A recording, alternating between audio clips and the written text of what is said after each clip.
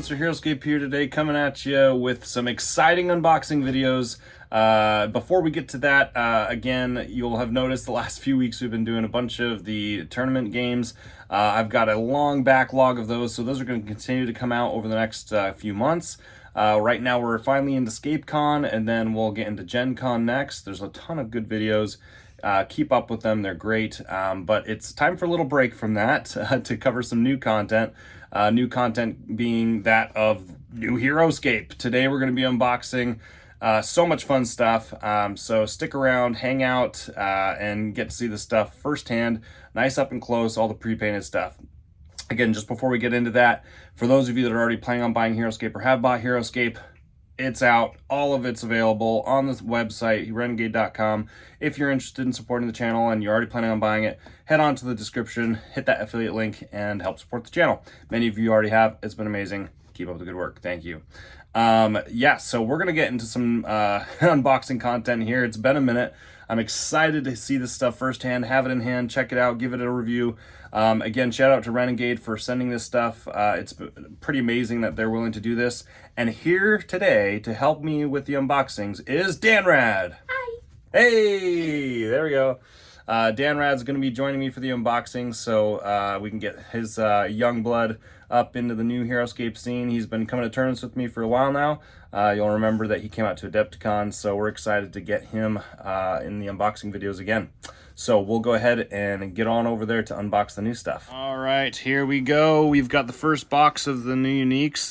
This is the Heroes of Arboreus, the painted version. You'll notice we've got little Simon and Evie over here joining us. So yeah, we're gonna open this right away. Same size as the other boxes. This is 5 heroes.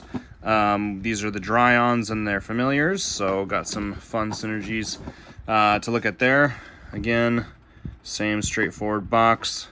Nothing of note differently than what else we've seen. So let's jump right in. Okay, crack that bad boy open. Okay guys, it's the first time you've seen these figures. What do we do when we see new figures?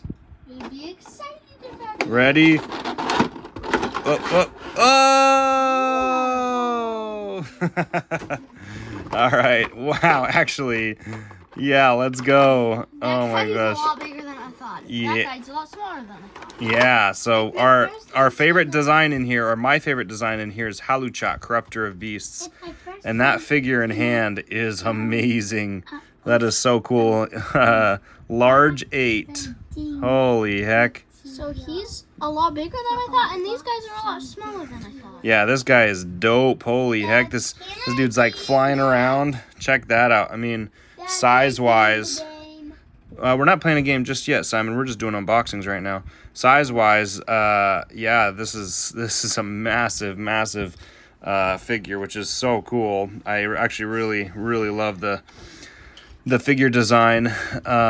It's so intimidating. I love the dark colors. Sorry, I wasn't as close to the camera there. There we go. This is a better.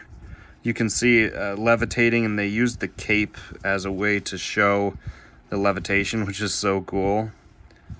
Oh man, that staff is awesome. Check that out. The horns, the intimidating faceplate. That is so cool. What do you think, you guys? Is that awesome? You want to check out Haluchat? Awesome. Yeah, it's awesome. Okay, Danny, pass. So you take a turn, and then Simon and Evie can pass it around. All right, so moving on, we've got, oh shoot, which one is this called? Actually, let's pull out the cards because I forget some of these names. I think this is Zenith Wing. This is the, shoot, what is it? Channa, that's right. Channa the Zenith Wing. That's right. Looks like, baby... Zenithrax. Zenithrax.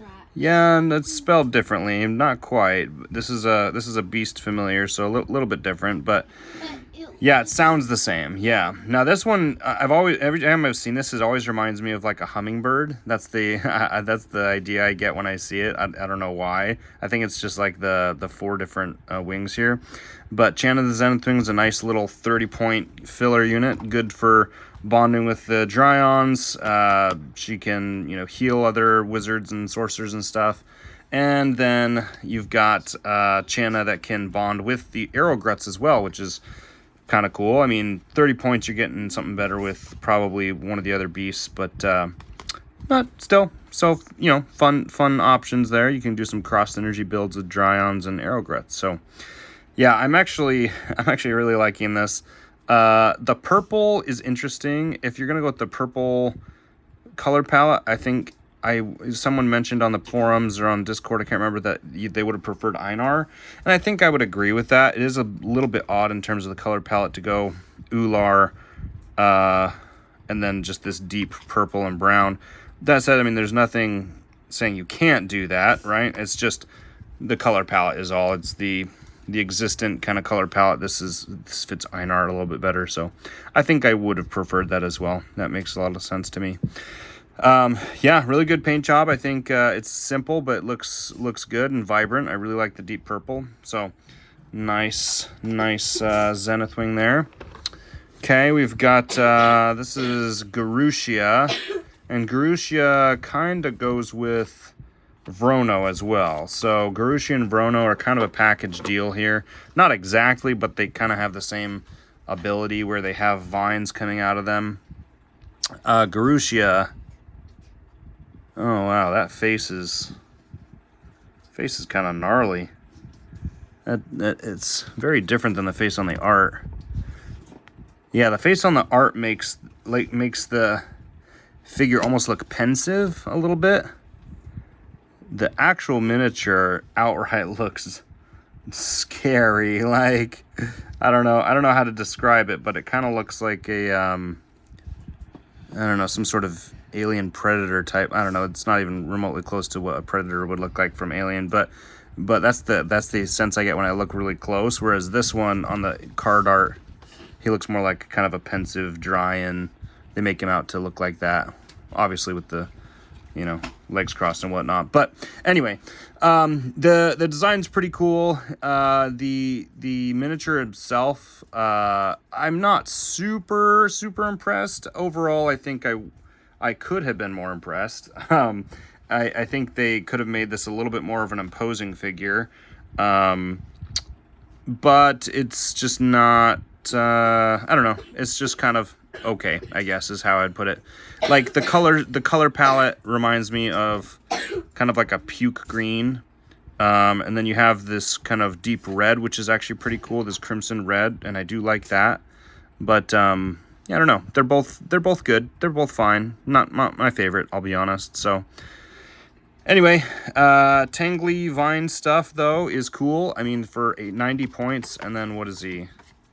45 points. You know, that's not bad as a package deal to have some auto damage with Sharp Thorns and what is this other ability? Wicked Thorns. Yeah. So again, oh, well, that's interesting. I actually didn't realize Garushia had reach. That's actually pretty useful. Cool.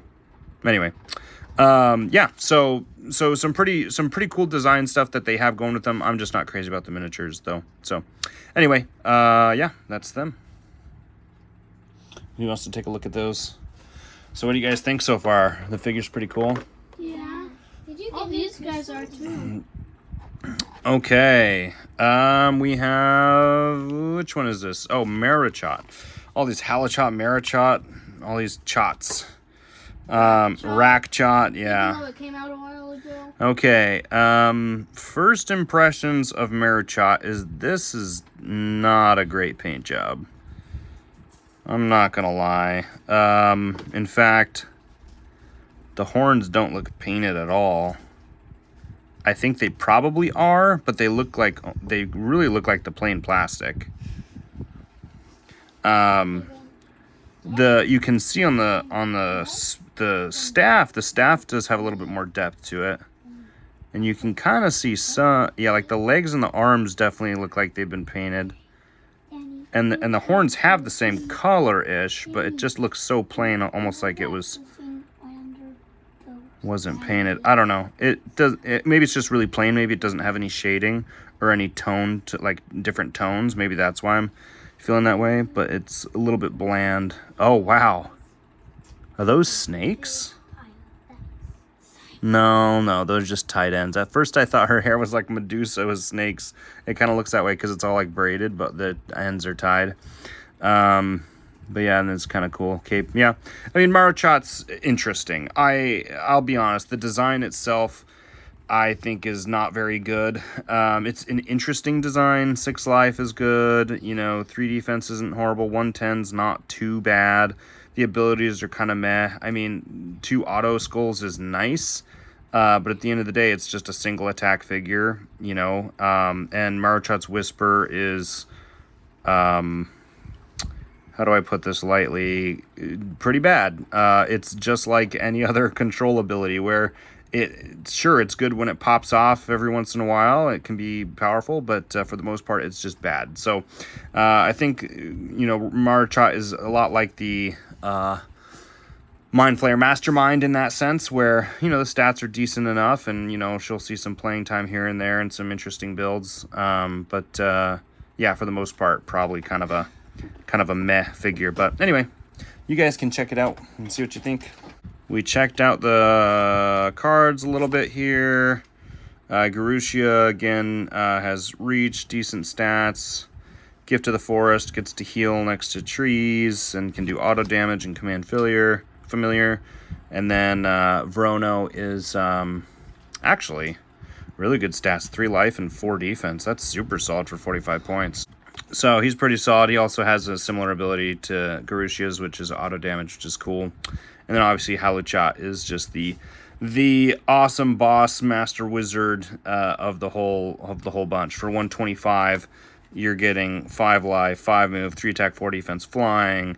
You can't be damaged by beasts as much. You get a special attack that you can do as well as a normal attack, and then you get to bond with 2 beasts, which is just so cool.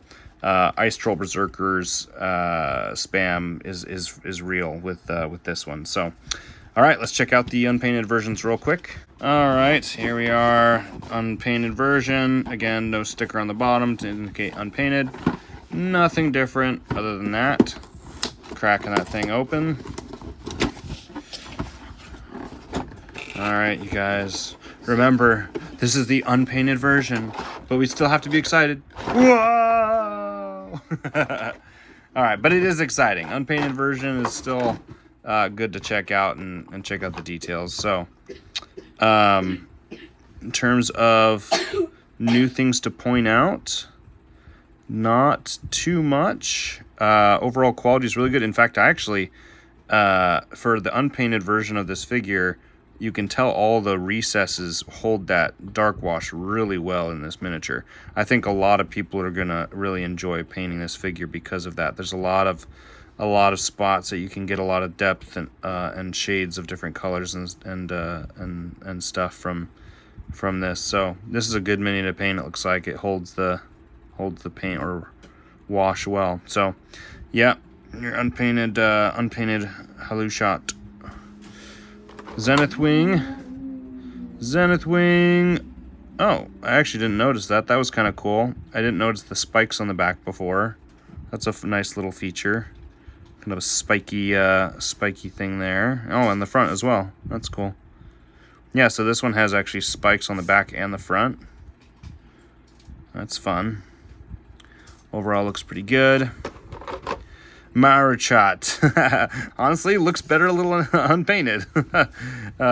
She's definitely one that if I have the opportunity to get repainted, I probably will with my painted version, because painted version didn't turn out so great. I think this version's the painted version needs a little work, but unpainted version is fine. Nothing different about the miniature of note, so pretty straightforward there. And then Vrono and Garushia. It's pretty obvious, I think, with this miniature unpainted as well. You can tell the way his face is set up with the eyes and the jaws. He just looks like alien, like it's super, like a bad dude. Like he's gonna go tear something apart. He does not look like a peaceful dry on like the card art would suggest. This guy's ready to go tear something to shreds. And the miniature itself kind of indicates that, you know, spikes and thorns and you know, claws and everything. Like, this dude is not walking around trying to find peace. He's trying to go shred some stuff. Same with Vrono. You do not get peaceful from these guys. So, yeah, these guys are honestly going to be kind of a fun thematic combo. I'm not going to lie. I think it will be kind of fun to throw these guys together and have some good thematic battles. So, kind of a fun little duo there. Here we go. This second Uniques pack. This is a long awaited pack. It has been too long to see these guys. These are the pre-painted version of the Crimson Widow and the Dreadnoughts of Caraway Cavern. Honestly, these guys should have come out with the first set, in my opinion, with the Frost Claws. They're just that good and fun, and would have been amazing to include early on. But the long wait is finally here, and we are ready to unbox these guys. Again, checking out the box, nothing new of note from what I can tell, as always. So yeah, we're gonna jump right in. Okay, ready? How does everybody react when we see new Heroscape? Excited. Ready? 1, 2, 3. Wow! Oh my gosh! Okay. They're all a lot smaller than Yes. And this was noted by many who have already seen the miniatures, and I was kind of expecting this. She is normal size, and we expected that, but I was hoping that the Dreadnoughts would be more close to the Frostclaw size, but they are technically marked as medium on their card, so that's unfortunate. I think they should have been large and scaled up a little bit to match the Frostclaw size. That said, the Ape guy's a good size. I like that. I just think this guy probably could have been scaled up, and this guy could have been scaled up. He could have been scaled up maybe a little bit, but whew, that mini is so cool. Yeah, in hand, these things look sweet. Oh my gosh. Wow. Okay. So we've got this alien, actually, is this part of those other green aliens? No, this one looks a little bit more scaly. More like a crocodile kind of alien. So maybe he's not the same species of those other, well, maybe though. I don't know. This one obviously is Primadon, and then this one is, who knows? Who knows? I guess he's along with the fishy dudes that the Gilry or something. I don't know. He's obviously like a hammerhead shark type, but man, that blade and chain is so cool. The detail on these figures again is unrivaled. The ape here is just so intimidating with that massive hammer thing. That's like cyber powered hammer. That's so dope. Dang, that's cool. And then this one's obviously like some sort of anvil hammer, and that's just a cool war hammer. So yeah, let's versus a green scale. Size wise, yeah, they're still about, they're still about a medium. They're not going to end up being large. Yeah, I mean, they're right on size with a green scale. And then, yeah, shark. So really, they just needed to be scaled up by about, a centimeter or so, or a few millimeters, just a little bit more. Pimp them out a little bit, make them large figures. I think that would have been sweet. So here we are. Who wants to go take a first look at them? Oh, sure. All right. And then the Crimson Widow. Crimson Widow is our awesome pirate. Oh my word, she is so detailed. Man, the face paint on that is actually pretty good. Not gonna lie. Not sure if it's a little bit fuzzy in the camera. I can't quite tell, but I think you guys can see that. The detail on her face is really, really good. Honestly, the different colors too. You've got this purple part of her back, and then it goes into the purple part of the scarf, and then she's got like this little air. Looks like some sort of air container or water filter or something here, that like for breathing. And that is individually painted gold. It's not like, painted over. So, you've got a lot of little parts of this, like her not greaves, what are those called? Vambraces are painted.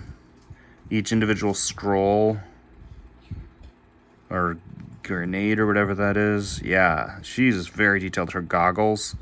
Yeah, she looks great in hand. Wow. Yeah, the face especially is quite detailed. I'm impressed by that. You get the eyes, the high cheekbones, or, you know, have some good depth to them. So the miniature and the paint, really, really good.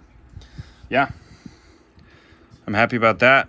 Finally we get our pirate Captain Queen. She's so dope. For what is it, 150 points, I think. You just get some boss stats and abilities. She can make any unique squad pirates, gives them attack bonuses, and can move them with the X order marker. That's just so good. And these guys can just delete figures, especially heroes, which with their mortal blow is just so strong.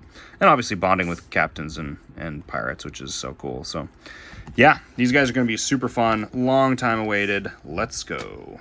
And the unpainted version, once again, indicated by the non-sticker here that shows that it's pre-painted. And we've got, again, nothing different about the box. All right, cracking this thing open. Okay. Unpainted versions, get excited. Whoa! Oh my gosh. Now, I'll be honest, something that I've been thinking a lot about is that despite them still continuing to have shrunk the army box, I mean, this is smaller than the first wave of army boxes they were doing, or at least it feels that way. Like, just physically, it feels like it's smaller than the other army boxes. You know, for a pack like this with 4 figures, I mean, there's still so much space, I feel like, you know, that they could save on. You know, obviously having extra space is never a bad thing. It keeps figures safe and suspended, and, you know, like, you want to make sure that you have enough space between the figure itself on both sides, and I get that, but I mean, I still feel like, you know, you could potentially shrink by a little bit on the depth. I think there's just different ways that you could potentially make this a smaller army pack. I mean, the original Heroscape, you know, packs were a little bit thicker, I feel like, or about the same size, maybe a little bit thicker, but they were like half the size like this, right? And so you basically just had all the figures kind of stacked really close together, kind of not this much space in between them. And honestly, that would be my feedback, because I think, you know, if you can design and effectively get your packaging where it's nice, concise, and close, that's a lot of saved money on packaging, I would assume. I have no idea. Maybe it really doesn't save that much. I'm not sure, but I would assume it does, especially overall weight and size. When you multiply that by, I don't know, hundreds of thousands of dollars worth of product and whatnot. So anyway, just something, you know, this just seems like a lot of extra empty space that doesn't need to be wasted. All right, so the unpainted figures here. Again, overall quality is on par with the painted, and these do not want to come out this time. Okay, there we go. Overall quality is on par with the painted. Again, the detail of the miniatures is good enough that if you don't paint them, they're still super fun to play with. I mean, because they're detailed. That's something that I actually like a lot about Zombicide. Is I've never painted my Zombicide figures, or at least I've painted very few, but the figures by CMON are so detailed that I just really enjoy playing the game still. And I think the same can be true here, that these figures are detailed enough, you know, the muscle definition, like the hair, the cyborg, you know, stuff you've got going on here. I mean, it's all very detailed. The spikes, the weapons, the belt buckles with their little potions and pockets and stuff like it. I mean, it's all there, and it's really well designed. So, again, unpainted version. I'm a stickler. I have to have painted, but for those that it's not as big a deal, honestly, the figures are still so detailed. It's just really cool. And, you know, if you're a painter or you're getting into painting slowly, it's a good secondary option, you know, slowly to paint your stuff over time. But yeah, no, unpainted, looking great. I'll again plan on probably doing some sort of giveaway for these unpainted boxes, since these are from Renegade and I'm probably not going to find any use for them. So stay tuned. I'm gonna have to figure something out for those. But that does it for our unboxing of the unique army packs. We've got some more unboxing to do still. We've got terrain and some dice and stuff. Oh, shoot, I can't forget. We have this. We have the Deflecticron miniature, so let's do that really quick. The promo. Good old Deflecticron common hero. Tron, not Tron. Oh, Deflectatron. Thanks. Thanks, Dan Rad. He corrected me. I was Deflectacron. I was thinking like Omnicron, but no, this is Deflectatron. Think Tron, the video game, or the movie Tron. Deflectatron. Common hero. Okay, well, overall the miniature card art is super dopey. I've never really liked it, but let's see how I feel about this in hand. First impressions, still a bit dopey. I mean, it looks better in hand. I'll give it that, but yeah, not my favorite. I mean, it's interesting. It's a three-sided, you know, triplet kind of cyborg unit, which is unique. You know, you have to, yeah, I don't know. It's an interesting unit. Now, in effect, the way that it works, I think is a little bit more useful than I originally thought, but for 25 points, I'm still not sure it's worth it. They don't start on the battlefield. You can deploy them pretty much anywhere on the map, and they can't, and they give your units basically an extra shield against ranged attacks. So deployment's nice because you can just drop them in next to someone and stop them from shooting at you, or you can deploy them in a spot where you want to give your units extra defense as you're developing your melee or whatever. So like if you have 25 extra points left in your army and you're just trying to fill it out, like it's not a bad option. So like having it as an option is cool.